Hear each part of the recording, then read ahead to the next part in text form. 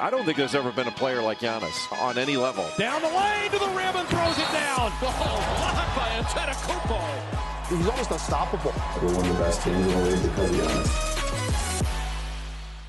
The Bucks have been flying through this season, and yet you have a lot of competition in the East. Philadelphia and Boston get a lot of the headlines. Are you okay with that? I'm definitely okay with it. They can get the headlines. You know, they can have the free agency, this, whatever it's going on. We know we have the best record in the NBA, but, we can't be satisfied. We got to take it day by day. Like, we haven't won a playoff series yet. So that's our first step. Giannis, left wing for his third three of the game. Oh, my! Yes, sir! You are surrounded by terrific three-point shooters on that team. Do any of them try to work with you or give you advice about how to develop that part of your game? They always tell me to, have confidence in myself and just shoot the ball and just believe in myself because they've seen me work hard in practice. And Coach Ball wants me to shoot it every game. And, it doesn't matter if I miss it or make it or we lose or win. Did you hear what Joel Embiid said about how he learned to shoot three-pointers? He said that he went into YouTube and that he just typed in white guys shooting three-pointers, and that he felt that that was going to be his tutorial, and that he said that's how he learned to shoot. That's Joel. I don't think he probably did that because that's Joel, right. But I don't think he learned how to shoot three-pointers from that. It's a process. It's a process. He says that too. Oh yeah, it's a process. But as I said, it's a process, and you just gotta believe in yourself, and shooting is just about confidence. He looks like he's about 14, and now here he is as a rookie playing in the NBA. Going coast to coast, Mayo gets it back to it. This guy's going to be special. Your physical body since your rookie year has changed so much. When you look back at that rookie, Giannis Antetokounmpo, what do you see? What does that guy look like to you? He looks really skinny. Skinny, but he was a kid that worked hard, believed in himself, and gave everything he had. He didn't have much. He had a lot of muscles, he didn't have a lot of skills, but he gave his heart and soul, every game to get better. Where would you like to see Anthony Davis land? Teams are going to be moving heaven and earth to go get him. I never said Boston wasn't on my list. The market doesn't matter to me. I just want to win.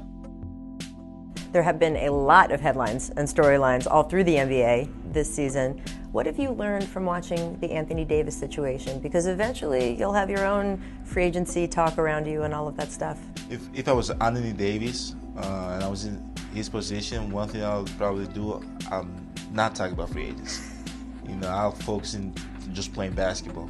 I think he got a lot into talking and thinking about it and letting people say their opinion about it. But obviously he can do whatever he wants. He can do whatever it feels best for him to build the best legacy and leave the best legacy behind. But if I was in the same situation, I'm not talking about it.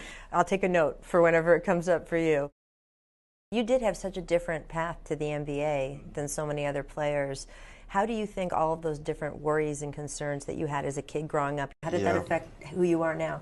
It definitely affected me. It made me who I am now. It made me this tough person.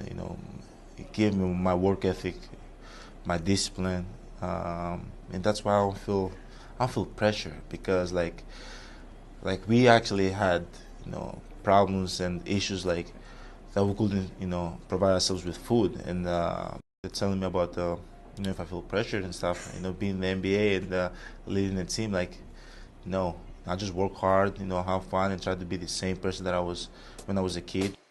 So you're definitely influenced by who you were growing up in Greece, but you've also become Americanized in some ways too. We've seen your American tour of food this past summer. Yeah. That was fantastic. That was awesome. Also, your love of American TV shows. Yes. I know that you love reality TV, Keeping Up with the Kardashians, all of those shows. Why do you love reality TV so much? I love the drama.